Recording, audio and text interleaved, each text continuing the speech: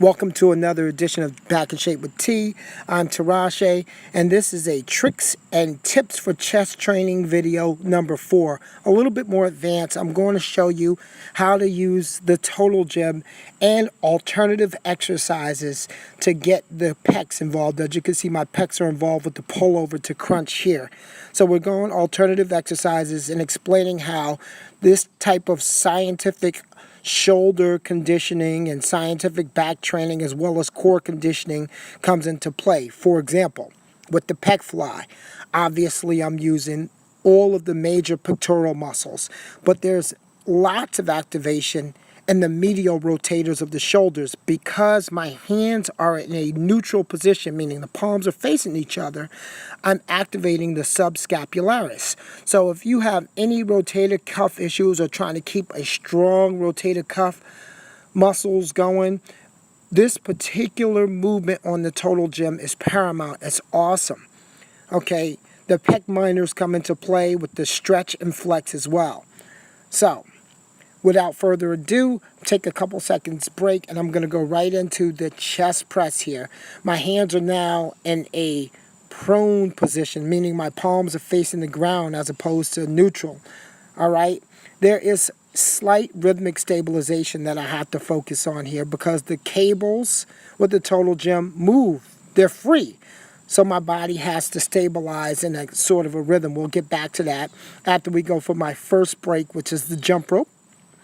Trying to burn fat, trying to lose weight. The goal is to get down to 180 pounds from 200 pounds. I'm all the way down to 188 already. So I find little ways to keep my metabolism going. So this is quite metabolic conditioning when you add jump rope. I'm doing 50 to 100 reps before I go back for my second set. Back to the dynamic stabilization. Dynamic meaning I'm moving and the cables move slightly, so the muscles have to stabilize at my shoulders so I don't injure myself. I'm getting a lot of feedback at the acromioclavicular joint. That's the top of the shoulder bone at the top of the humerus. I'm getting so much feedback from there. So if I were to move funny or awkward, I would feel a tremendous amount of pain. But because I am stabilizing, I'm also forcing my opposing muscle groups, the muscles in the upper back, to stabilize as well because there's this slight rhythm here. So I'm getting a lot of scapulothoracic stabilization. There's force to respond during this. I go right back to my jump rope. Fat burning at the highest level for the least amount of money. Get a little jump rope right in your office, a little bit of space, and you can burn fat. I love this piece of equipment here. It's just a simple jump rope. Don't sleep on it. See, my acromioclavicular joint will tell me if my hands are too high. That's why I put my hands down at the mid portion of the chest. If I raise my arms up too high, I cause shoulder impingement. Because I have to sit up nice and tall and strong, my muscles in the core come into play. So my lower back deep stabilizers called the multifidus and the deep stabilizers of my abdominal muscles, which are called the transversus abdominis muscles, work overtime here. Not to mention that my legs are flexing. That's right, my quads and my hip flexors are helping me stay erect on this. I don't have any back support. So all of these muscles from my legs to my abdominals to my upper and mid back have to work to stabilize. Back to the jump rope. Again, I'm adding a little bit of a twist here. 50 to 100 reps. I can do a few different movements, moving in the lateral portion, trying to keep it from being just a sagittal plane. So I'm moving in multi-planes of direction, twisting transverse, side to side, lateral, and front to back sagittal plane. So multi-planar movement there. Now I'm going to a superset of lat pullovers, which, as it implies, works the upper back muscles, the latissimus dorsi. I use my deep stabilizers in my abdominal wall, just like when I do Pilates. So I scoop the belly button in toward the spine. using that transversus abdominis and the multifidus as well, in that pelvic loop. Going from there to a crunch. So I'm working that six-pack muscles. That's not the deep stabilizers, but rather the superficial muscles. The ones on top, the ones that you see as the six-pack.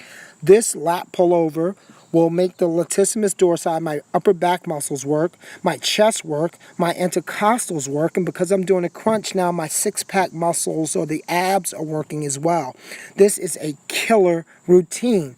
And I'm going to throw in as my third exercise, because this is a tri-set, 3 sets together, the rollout with the abdominal wheel. Again, with the abdominal wheel, look at the muscles in the upper back working. My scapulothoracic spine, okay, the muscles up at the top of my back, just beneath my neck, are on fire here. The shoulders have to stabilize dynamically. My abdominals have to stabilize, and my lower back has to stabilize from being in pain. This is a super exercise. Going back to my lat pullovers now, as you can see, my triceps are also slightly active because of the full extension that I have in my arms, but my pecs are also fully engaged here. That's why this is a tricks and tips for chest, the alternative way. Normally, doing a bench press, chest press on a bench, or a machine like a Cybex hammer strength, those are what most bodybuilders use to train the chest. But as an athlete, a person who needs to have dynamic stabilization in the shoulder, if you're a puncher, if you're a thrower, like a pitcher or quarterback, or even a wide receiver, you have to be able to stabilize from the shoulder all the way through. So this becomes a much more functional piece of equipment because it gives you 3-dimensional degrees of freedom in the motion. You do not have to be trapped by a bench. Okay, same thing with using the wheel as a rollout. You do not have anything working except for the stabilizers in your back and abdominal wall to help you do this movement. Normally, if you're going to sit on a bench or a machine, the machine and the seat work to stabilize, so they take a lot of the stability work out of it. So it becomes less functional and more total muscular. This integrates function, stabilization, and muscular fatigue, the 3 things you need. And yes, my chest is working here as well. Finishing off this entire routine with 100 reps on the jump rope.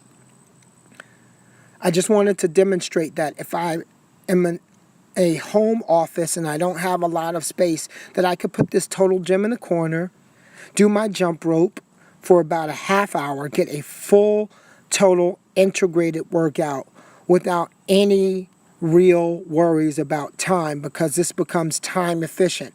I'm going to finish my routine off with some powerful, explosive, plyometric push-ups, just so I can be a little bit more athletic, a little bit more explosive. I'm only doing 1 set. So thank you for watching Back in Shape with T. I hope you take notes and try this along with me.